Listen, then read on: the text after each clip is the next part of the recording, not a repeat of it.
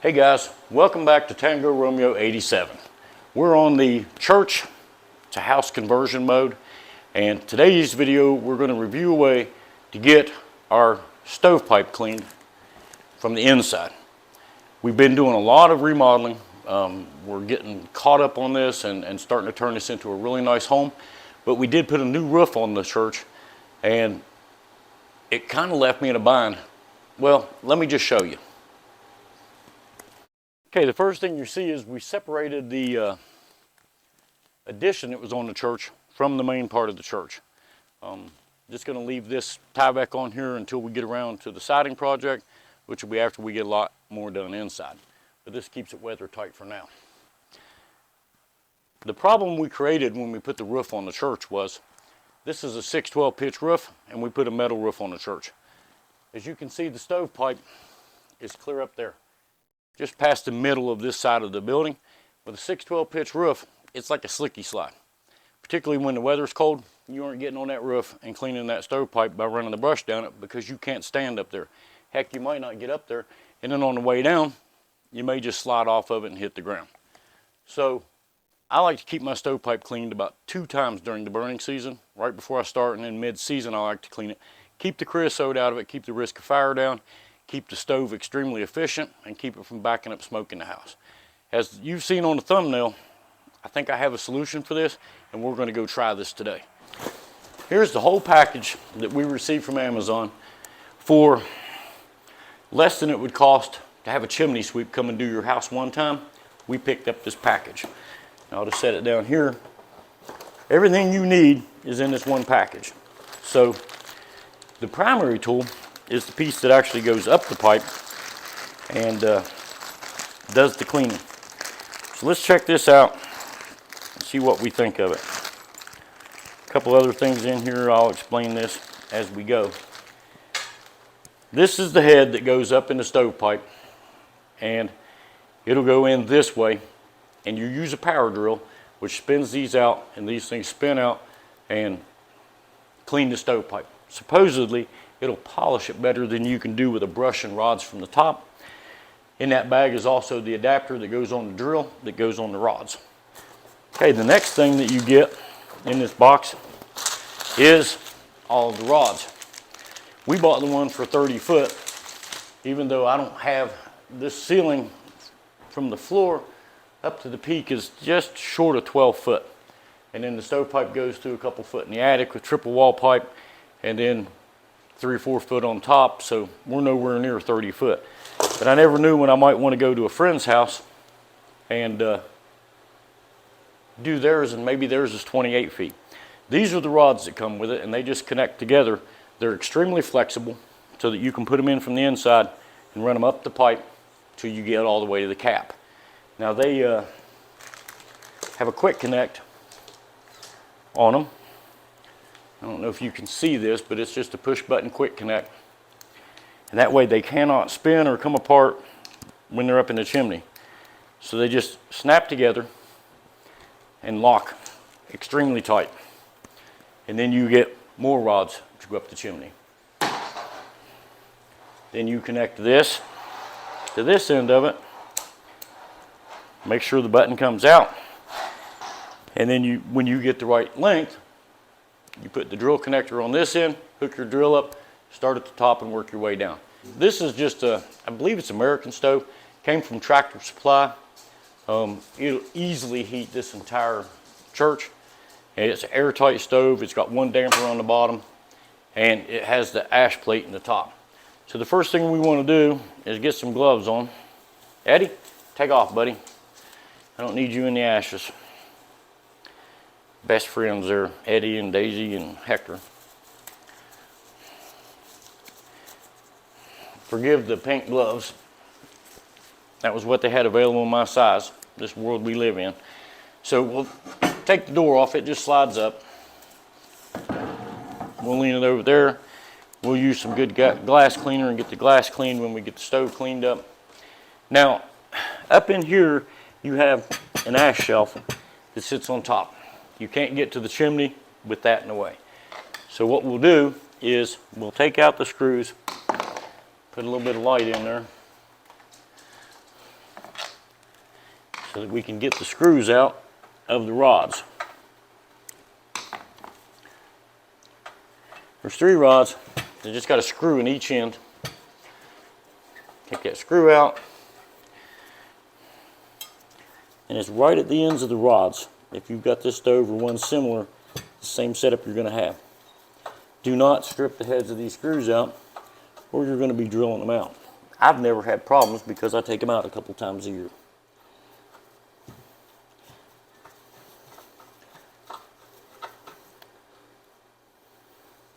Now the rods just simply slide out, and if you get them at the right angle, you can get them turned and you can get them right out. Problem being is the shelf wants to come down once you get to this point.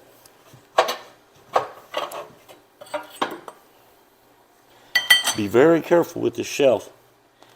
It's got like a fiber board on top of it, like fiberglass, and the board can become brittle, so you don't want to break this board. This one already broke once. As you can see right here, I broke it the first time I cleaned the old stove out. And it's pretty nasty up in the top. It got pretty fried last year. So let's take a look up the stovepipe. See what we see. Okay. Got pretty dirty. We quit burning the stove last year and put the gas stove in on the corner late in the season because we were starting to get a little smoke around the door. And when it comes to wood stoves, guys, I don't play. I do not want to have an experience where I burn a house down or set a chimney on fire. And all the years I burnt wood, which is, gosh, Tracy and I have been burning wood all of our adult life. Been times, and really that's the only way I heat the house in the wintertime.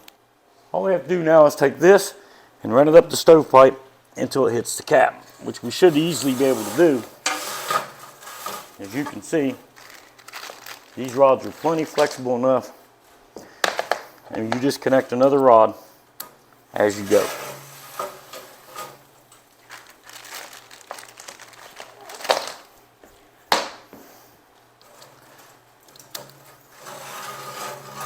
And we'll need one more.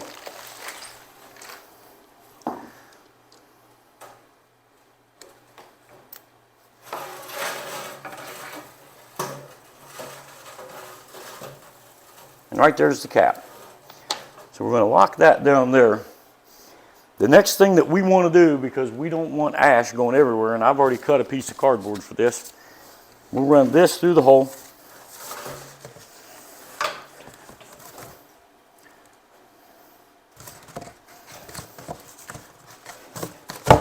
Get that in the top. Lock that against our leg. And we'll put some tape along the sides to hopefully keep as much of the ash out of the house as we possibly can. And I would use painter's tape because it'll come off of this clean and not leave you in a bind. Now, in the whole theory of this, we're hitting the stove there. We're ready to clean the stovepipe. All we need to do now is find out where we put the drill piece at. We'll put the drill piece on the end.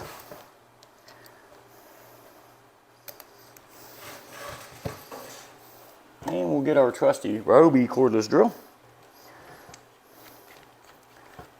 Tighten it down. Put it on 2. Take that up to the top.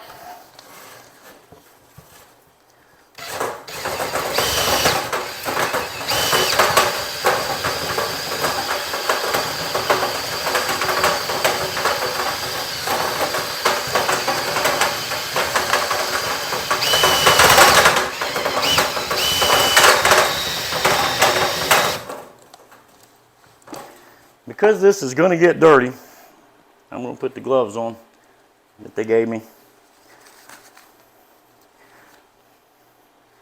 This will keep me from getting burn up by the rods, spinning in my hands, or hopefully getting too much of the soot from the chimney on me.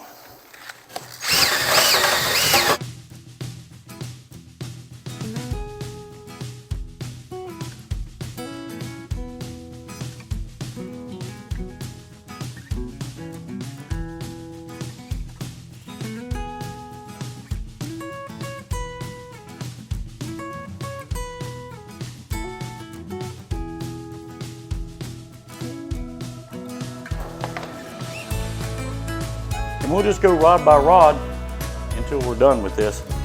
And then we'll put the camera up there and see what it looks like again.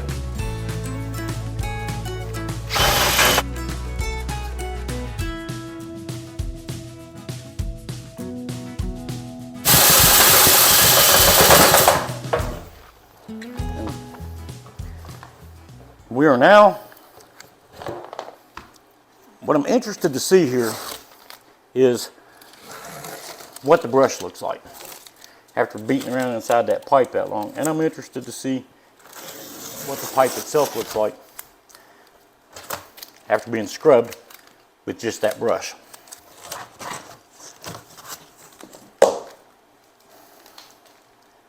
Hey, well, the brush looks good. I mean, it's filthy, and the ends of it are, I don't know, it's almost like they melted a hair. So, I mean, I don't know. Let me walk over there. I mean, they're going to be good for a long time, but you see they got hot, and or maybe that was just where they were cut, I don't know. They did a bang-up job. When we look in the stove, you can see all the creosote that has fallen down, because we had white ash in there, and that really cleaned, wow, it even cleaned the back of the stove off. Cleaned it out. I'm thinking, guys, that this did an exceptionally good job. We'll know in a minute. We'll run the GoPro up there and I'll let y'all look at it with me.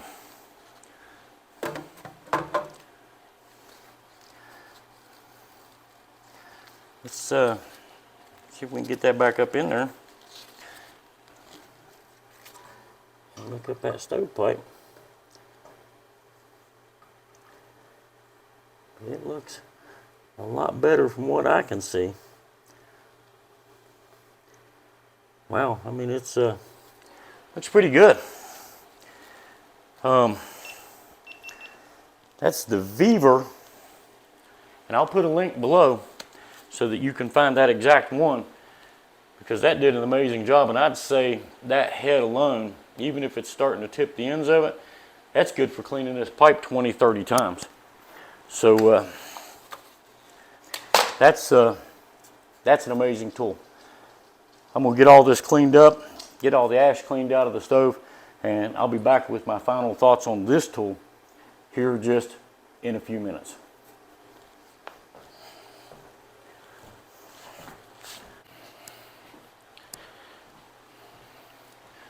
So my final word on this thing, I give it 10 stars out of 5. Maybe 8 stars out of 5. It does a really good job. It's quick, it's efficient. I don't have to go up on the roof and fight the cap off and stand up there and worry about falling off the roof and getting hurt. I do it from right here. You saw it, real simple, cordless drill. And I was going to go ahead and wash up before I put my final cut in here, but I thought, you know what, y'all need to see this. This is the shirt I wore. I've got a little bit of stuff on me there where I reach back in the stove. I haven't washed my hands. My pants, I don't even think you can see it from there. A little bit of dust where I let the rod slide across it. But when I go up on the roof and clean the chimney, I get nasty, filthy. You have to wear long sleeves, and this is very clean and efficient. Look at the house. I mean, there's no dust in here anywhere. That piece of cardboard did the trick. So I'm telling you, man, I'm sold 100%. This is the way I'm cleaning my chimney from now on. So if you've got a wood stove or a fireplace, clean it before burning season. If you burn a lot of wood and you damp it down some, clean that thing 2 or 3 times during the burning season. Keep your house safe and keep your chimney clean, and that way you won't have problems out of it. I'm out, and I will catch you on the next one when we talk about these walls, the baseboards, the moldings around the doors, and how we're making them all out of cheap 2x4s and going to make them look pretty good. It'll look like a farmhouse or a cabin, and you'll want to catch that video because we'll talk about the specific tools we use and just how affordable it can be versus buying pre-made stuff. So I'll catch you all on the next one, and thanks for catching the updates on the church to house conversion. See ya.